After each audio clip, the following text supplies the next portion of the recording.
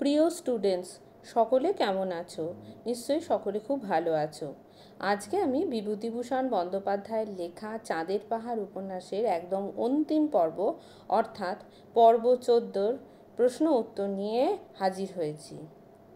ICSE বোর্ডের বাংলা বিষয়ে যে কোনো রকম সাহায্য পাওয়ার জন্য তোমরা আমার চ্যানেলটিকে ফলো করো, ভালো লাগলে লাইক দিও আর সাবস্ক্রাইব করা অনুরোধ রইল। তোমরা যত বেশি সাবস্ক্রাইব করবে তত আমার কাজের বেশি উৎসাহ বাড়বে, তাই তোমাদের সহযোগিতা আমার একান্তই কাম্য। চলো আমি এখানে দেখে নিই যে চাঁদের পাহাড়ের পর্ব 14 কটা প্রশ্ন উত্তর এখানে আমি লিখেছি। এখানে মোট 3টে প্রশ্নের উত্তর আমি লিখেছি। যে 3টে প্রশ্নের উত্তর তোমাদের যদি জানা থাকে তাহলে এই পর্ব থেকে যে কোনো প্রশ্ন দিলেই তোমরা পারবে, কিন্তু তাও আমি বারবার বলছি যে গল্পটা কিন্তু তোমাদের কিন্তু ভালোভাবে পড়তে হবে। প্রথম প্রশ্ন যেটা রয়েছে সেটা হলো, তাতে এক জায়গায় হেডলাইনে বড় বড় অক্ষরে লেখা আছে। ক নম্বর প্রশ্ন আছে, কে লেখাটি দেখেছিল, যার মান হলো 2। বিভূতিভূষণ বন্দ্যোপাধ্যায় রচিত চাঁদের পাহাড় নামক কিশোর উপন্যাসের নায়ক চরিত্র শঙ্কর লেখাটি দেখেছিল। খ নম্বর প্রশ্ন, তাতে বলতে কোন বস্তুকে বোঝানো হয়েছে, এর সঙ্গে লেজুর প্রশ্ন দিয়েছি, সেখানে কি লেখা ছিল, যার মান হলো 2। উত্তর হবে, প্রথম প্রশ্নটার উত্তর আগে আমি দিই। এখানে তাতে বলতে সলসবেরির বিখ্যাত সংবাদপত্র সলসবেরি ডেইলি ক্রনিকলের কথা বলা হয়েছে। এর সঙ্গে লেজুর প্রশ্নটা যেটা ছিল সেখানে কি লেখা ছিল, সেখানে হেডলাইনে বড় বড় অক্ষরে লেখা ছিল, ন্যাশনাল পার্ক জরিপ দলের বিচিত্র অভিজ্ঞতা, মরুভূমিতে তৃষ্ণায় শ্রান্ত এক ভারতীয় আবিষ্কার, তার বিস্ময়কর অভিজ্ঞতার কাহিনী। কেমন? চলে আসি গ নম্বর প্রশ্নতে। লেখাটি পড়বার পর সে কি করলো, সে বলতে এখানে শঙ্করের কথা বলা হয়েছে। এর মান হচ্ছে 3। উত্তর হবে, শঙ্কর এক রেস্তোরাঁয় চায়ের টেবিলে বসে খবরটি পড়ছিল। সে দেখলো খবরটির সঙ্গে তার একটা ফটো ছাপা হয়েছে, তবে তার মুখে সম্পূর্ণ কাল্পনিক এক গল্প দেওয়া হয়েছে। এরকম গল্প সে কারো কাছে করেনি। এরপর সে খবরের কাগজের অফিসে গিয়ে নিজের পরিচয় দেয়। তার চারপাশে ভিড় জমে যায়, কারণ তাকে রিপোর্টারের দল অনেক খুঁজেছে। তারপর সে চিমানিমানি পর্বতে পা ভেঙে পড়ে থাকার গল্প বলে ও ফটো তুলে 50 টাকা পায়। 50টা তোমরা কথায় লিখবে, ঠিক আছে? চলে আসি, দেখে নি ঘ নম্বর প্রশ্ন কি আছে। এই প্রশ্নটাতে দেয়া আছে 2টো প্রশ্ন একসাথে। আগ্নেয়গিরিকে জগতে প্রসিদ্ধ করার জন্য সে কি করেছিল, আর তার সঙ্গে একটা লেজুর প্রশ্ন আছে, সে যে রত্নখনি আবিষ্কার করেছিল তার ব্যাপারে সে কেন সকলকে গোপন করেছিল, যার মান হলো 3। প্রথম প্রশ্নটার উত্তর হবে, শঙ্কর সলসবেরিতে বিখ্যাত হয়ে ওঠে। জীবন্ত আগ্নেয়গিরিটির সম্বন্ধে সে কাগজে একটি প্রবন্ধ লেখে। তাতে আগ্নেয়গিরিটির নামকরণ করে মাউন্ট আলভারেজ। তবে তার এই কাহিনী কেউ বিশ্বাস করে, আবার কেউ অবিশ্বাসও করে। শঙ্কর এই জীবন্ত আগ্নেয়গিরির সহ আবিষ্কারক ছিল, তাই সে মাউন্ট আলভারেজকে জগতে প্রসিদ্ধ করতে চায়। তাহলে এটার উত্তর হয়ে গেল যে জগতে আগ্নেয়গিরিটিকে প্রসিদ্ধ করার জন্য সে কি করেছে, হয়ে গেছে। এরপরে যে প্রশ্নটা আছে যে সে রত্নখনি আবিষ্কার করেছিল তার ব্যাপারে কেন সে সকলকে গোপন করেছে। উত্তরটা হবে, শঙ্কর যে রত্নখনি আবিষ্কার করেছিল সেই কথা সকলের কাছে সে গোপন করেছে, কারণ সে জানতো রত্নখনির কথা জানালে দলে দলে লোক সেই খনির সন্ধানে ছুটবে, তারা সেই রত্নখনিকে বিনষ্ট করবে। সেই খনি হলো প্রাকৃতিক সম্পদ, তাই শঙ্কর প্রকৃতি বিরোধী কোনো কাজ করবে না। এখানে একটা লাইন তোমরা যোগ করতে পারো যে সে যেহেতু প্রকৃতি প্রেমিক ছিল সেহেতু সে কোনো প্রকৃতি বিরোধী কাজ করতে চাইতো না। হয়ে গেল আমার 1 নম্বর প্রশ্নের উত্তর। চলে আসি 2 নম্বর প্রশ্নে। কোনটা স্বপ্ন, চিমানিমানি পর্বতে যাপিত সেই ভয়ঙ্কর রাত্রি, না আজকের রাত্রি, আজকের এই রাত্রি? প্রথম প্রশ্ন, ক নম্বর প্রশ্নতে কি আছে, কে এই ভাবনাটি ভাবছিল, যার মান হলো 2। উত্তর হবে, বিভূতিভূষণ বন্দ্যোপাধ্যায় রচিত চাঁদের পাহাড় উপন্যাসের নায়ক চরিত্র শঙ্কর উপরিউক্ত ভাবনাটি ভাবছিল। চলে আসি খ নম্বরে, সে এখন কোথায়। আর তার সঙ্গে আর একটা প্রশ্ন আছে যে কখন তার মনে এই ভাবনাটি জেগেছে, যার মান হলো 2। সে এখন কোথায়, না উত্তর হবে শঙ্কর আফ্রিকার সলসবেরির একটি হোটেলে ছিল।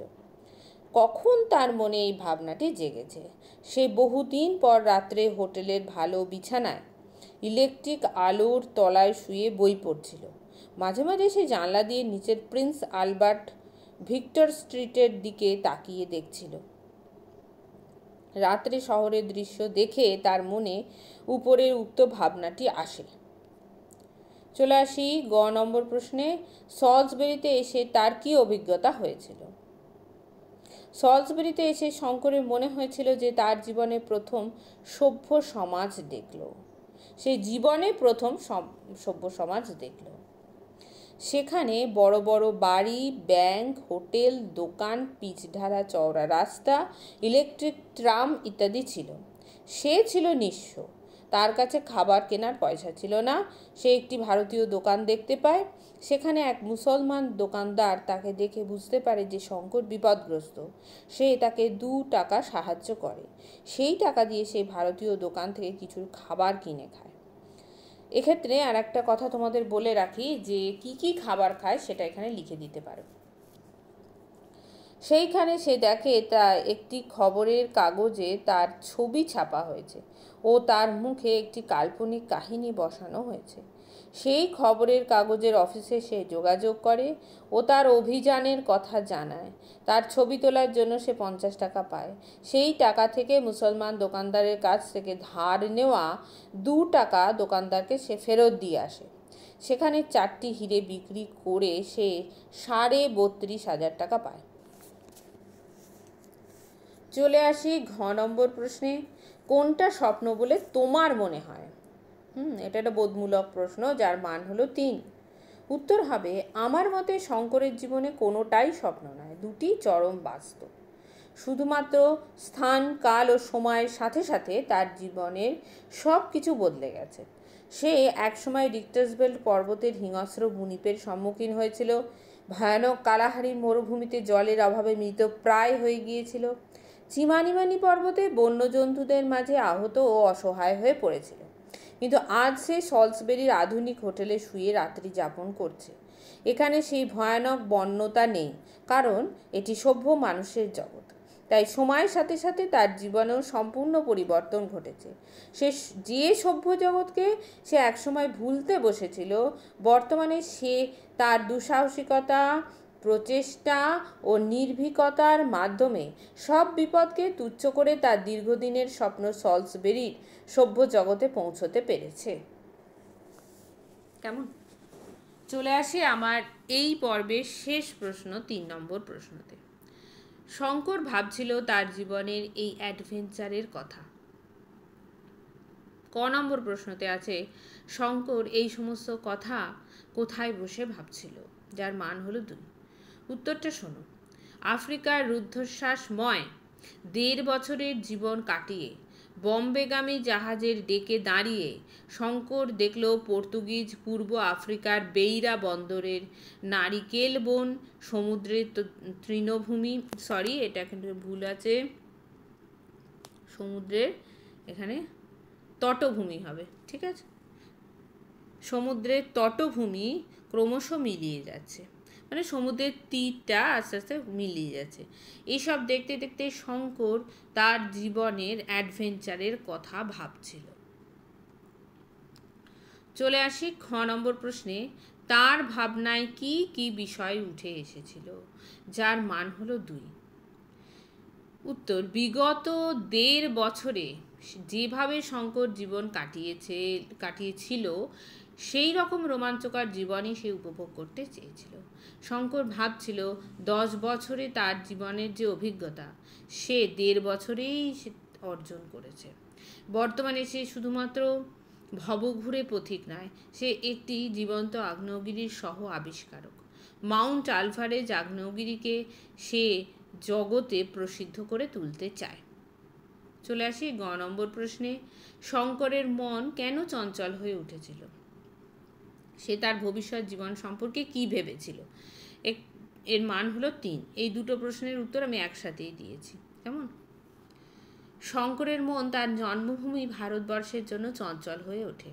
তার মন উৎসুক হয়ে উঠেছিল বোম্বাইয়ের রাজাবাই টাওয়ারের উঁচু চূড়াটা দেখবার জন্য। তারপর সে বাউল কীর্তন গান মুখরিত বাংলায় তার নিজের শ্যামল সবুজ গ্রামে প্রবেশ করবে। তখন বসন্তকাল এসে গেছে। সজনে ফুল বিছানো গ্রামের পথ, বকুল গাছে বসে থাকা বউ কথা কাও পাখির ডাক, এই সব কিছুর মধ্যে দিয়ে গ্রাম সংলগ্ন নদীর ঘাটে তার ছোট্ট ডিঙি পৌঁছবে। জন্মভূমিতে নিজের গ্রামে প্রথমে শঙ্কর কিছুদিন বিশ্রাম নেবে, তারপর দেশেই একটি কোম্পানি গঠন করবে। এই যে ভবিষ্যৎ জীবন সম্পর্কে কি ভেবেছিল, এইটাই হচ্ছে তার উত্তর। চলে আসি ঘ নম্বর প্রশ্ন। দেশে ফিরবার সময় সে কাদেরকে বিদায় জানালো? মান হলো 3। খুব মন দিয়ে উত্তরটা শুনবে। এটা খুব ইম্পর্টেন্ট প্রশ্ন। স্বদেশে ফেরবার আনন্দের মুহূর্তে শঙ্কর তার ফেলে আসা জীবনের সহযোগী অভিযাত্রীদের কথা ভোলেনি। তার স্মৃতিতে ভেসে উঠেছিল সুখ দুঃখে নিষ্পৃহ আলভারেজের নির্ভীক সেই মুখ। সেই আলভারেজের কাছে আশীর্বাদ প্রার্থনা করে জানায় যে সে যেন আলভারেজের মতনই নির্ভীক ও সাহসী হয়ে উঠতে পারে। আলভারেজ যেন তার মহারণ্যের নির্জন সমাধি থেকে তাকে আশীর্বাদ করে। তাছাড়া শঙ্কর অভিযাত্রী আত্মীয় গাত্রীকে বিদায় জানায়। তাকে সে চোখে না দেখলেও শঙ্কর তাকে অনেক জন্মের বন্ধু বলে মনে করেছে। আচ্ছা, এক্ষেত্রে আমি আর একটা এক্সট্রা প্রশ্ন যোগ করেছি, উয়ার প্রশ্ন। যদিও তোমাদের 5টা কোশ্চেন আসবে না, কিন্তু তাহলেও এই উত্তরটা খুব গুরুত্বপূর্ণ, তার জন্য আমি একসঙ্গে এই উয়ার প্রশ্নটা লিখেছি। সে পুনরায় আফ্রিকায় ফিরতে চায় কেন? যার মান হলো 3। গুরুত্বপূর্ণ প্রশ্ন, মন দিয়ে শোনো।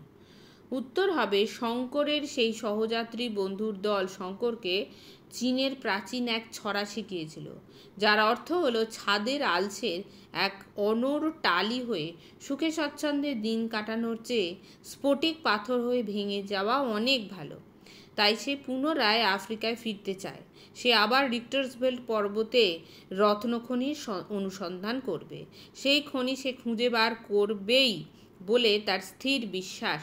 সে আলভারেজের মতো হতে চেয়েছে, যাকে ঘরের 4 দেওয়ালের মধ্যে আবদ্ধ করা যায় না। প্রকৃতি তার ঘর ও পথ।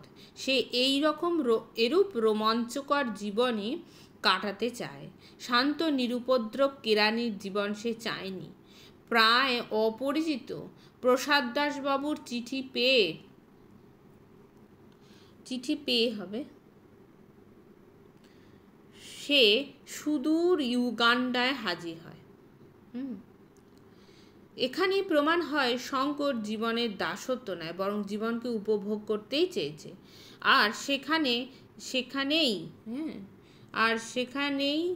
এখানে একটা হর্ষই হবে, সেখানেই সে সফল বলেই তার জীবন সার্থক। তাই সেই অ্যাডভেঞ্চারপূর্ণ জীবন উপভোগ করার জন্য সে আবার আফ্রিকায় রত্নখনির সন্ধান করতে চায়।